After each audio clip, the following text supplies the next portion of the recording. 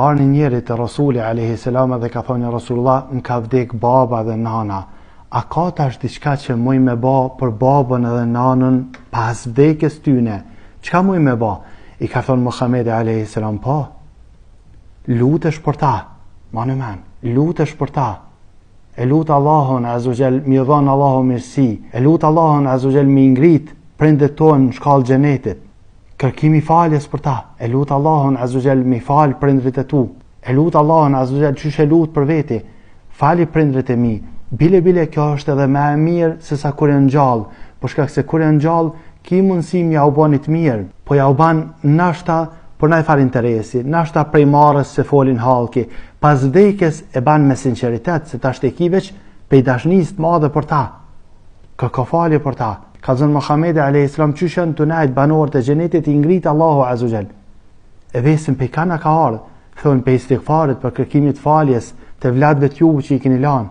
E kryen amanetin e tyne, nëse kanë lanë në amanet, nëse kanë lanë në këshill, qështu mi aba pasunis, qështu me da, qështu e qënë ven, qështu e kanë lanë, nëse kanë lanë në i barq, e lanë për ta. E kryen amanetin e tyne, iman lidhje farefisnore të cilat nuk lidhen përveç se përmes prindërve tu, për shembull, ka ana e babes, lidhen përmes babes, ka ana e nanës, lidhen ato lidhje përmes nanës, domethënë i respekton axhallarët, edhe pjesën e babes, edhe respekton dajt, edhe pjesën e nanës komplet, edhe respekton shokin e tyne. Për shembull, nëse baba jot e ka pas një shok, e respekton ata.